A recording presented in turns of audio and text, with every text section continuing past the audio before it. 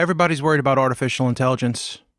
There are so many technologists and pundits that are pronouncing the end of work and economic collapse due to the lack of jobs. Last year I was reading articles that companies were underinvesting in artificial intelligence.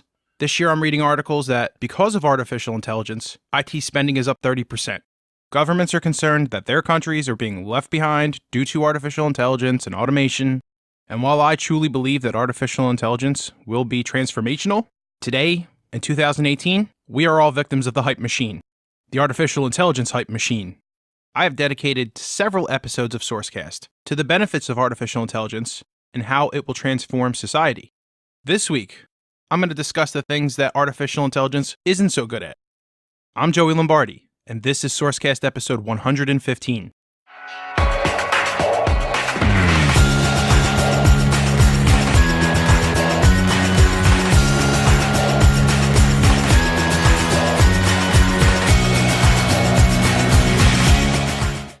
The robots are coming, whatever shall we do? Oh no.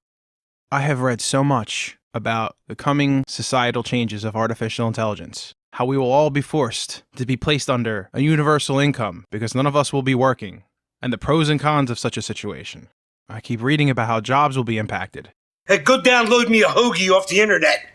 I privately scolded my guests on SourceCast episode 100 for not being concerned about the impacts of artificial intelligence on their long-term careers. And with all that being said, let's just be honest. There's just some things that artificial intelligence can't do so well. Let's kick off this discussion with an article from Bloomberg, who I have been using quite a bit lately. The author, Mark Buchanan, he's calling it out, and he's saying that our robot overlords will be delayed.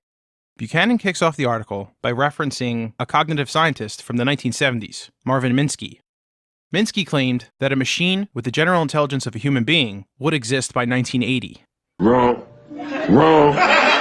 So robots and artificial intelligence, they have been the working man's boogeyman for 40 years.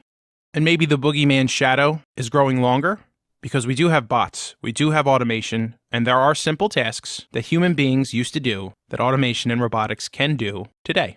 But there are a lot of things that it cannot.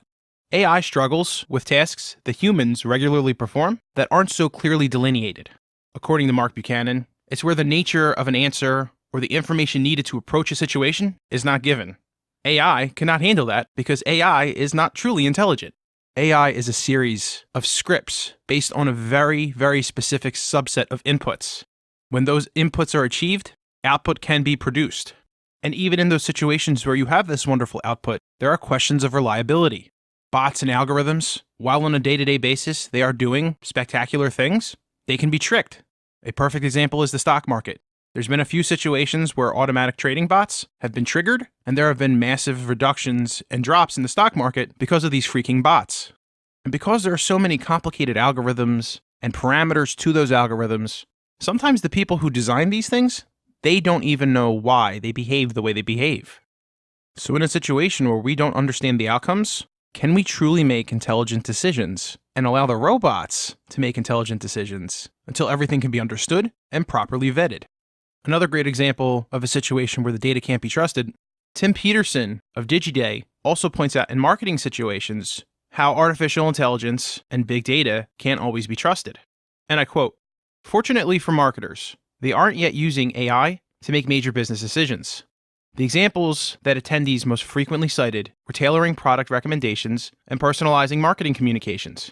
And even to the extent that marketers use AI to make major decisions, they're using it as a gut check. One attendee said, I think AI is all about decision support. It's there to tell you what not to do. And to clarify, the quote from that article was from a marketing company's town hall session. Corporations like efficiency. So a situation where you're being told not to make a decision is great, but there's always going to be a business person, there's always going to be a business driver to find more efficiency and to search for some promised land situation where a computer is going to make a decision, a good decision, and a company will reap the rewards and benefits and efficiencies.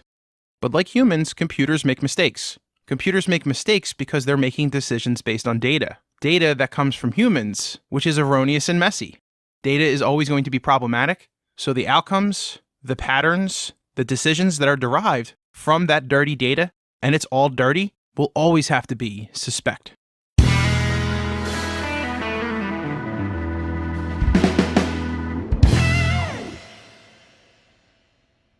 One of the reasons why I picked AI as a topic again this week was due to a series of tweets by Elon Musk.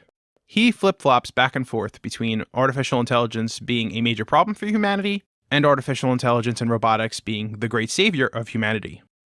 Automation is a huge part of Tesla's business strategy. Elon Musk is banking on automation to help him achieve efficiencies to make more Teslas, because they are not making enough. But Tesla is not hitting their numbers, even with all of the automation efforts that they have put forth. And that led to Elon Musk this week making the quote, "Humans are underrated." He goes on to say that excessive automation at Tesla was a mistake.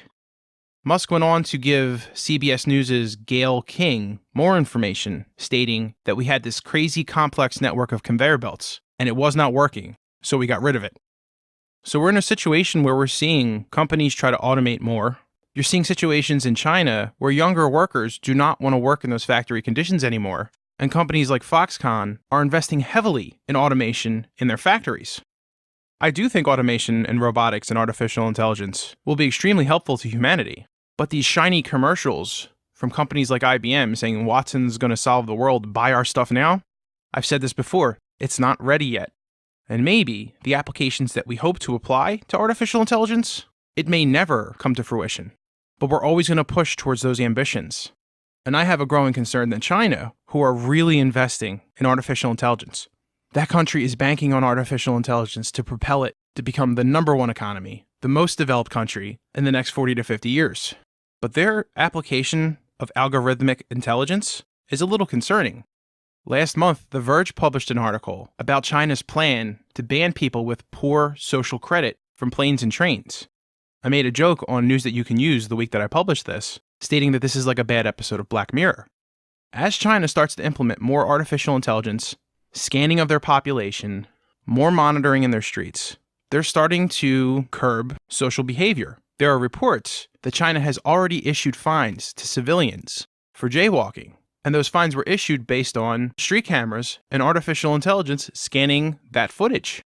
China's algorithmic programs are also scanning people's credit and background checks and legal status, and if they have poor social credit, they will not be allowed to enter trains and planes and transport to other cities. I went pretty deep on the AI topic on SourceCast episode 101 with my guest John Drum, and there's a lot of transformative applications that China is using artificial intelligence for. It's military, it's social governance, it's financial. The country is investing in companies, talent, and infrastructure, and the rest of the world is paying attention.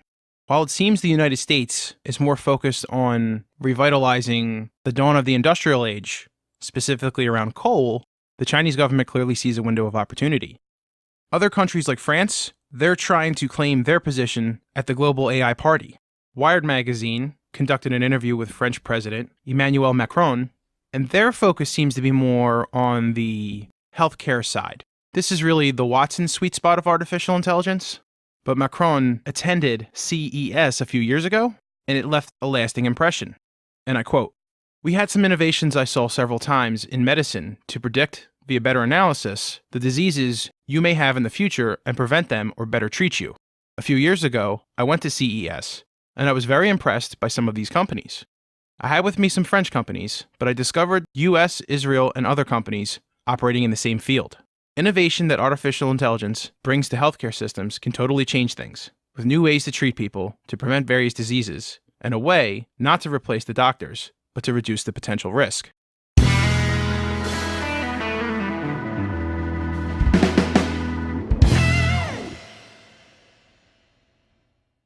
That quote left me with a couple of different impressions.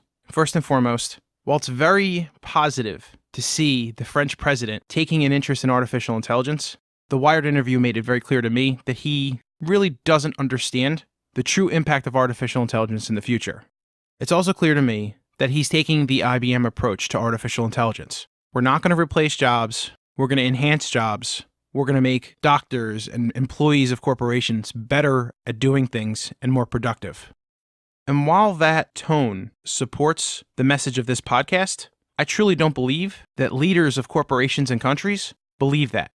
I think that they truly do see a huge potential for job eliminations and efficiencies.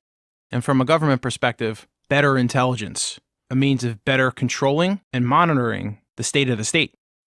And I'm not really constructing that sentence to be ominous, Frankly, it's just practical. It's what governments do. It's what corporations do.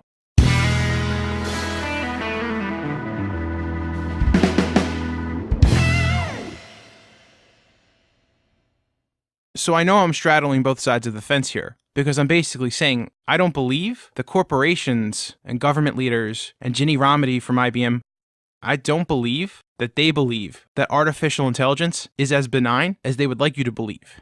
On the flip side, the people who are drinking the artificial intelligence Kool-Aid, they are hyping it up way too much right now. It isn't truly intelligence. As I said before, it's a series of scripts that will produce an outcome based on a very specific series of inputs. Of course, it's going to get better. Of course, it's going to be more impressive, especially when quantum computing becomes more available. But the question is, will you always need a human to monitor the output and the work that a computer is producing? If you're scrubbing text documents for specific terms or language, I would be worried. But if you are doing very complex tasks that are based on a series of previous complex tasks, I think your job might be safe for a while. And that's all we have for this week. You can find SourceCast on iTunes, Google Music, and all of your favorite podcasting applications.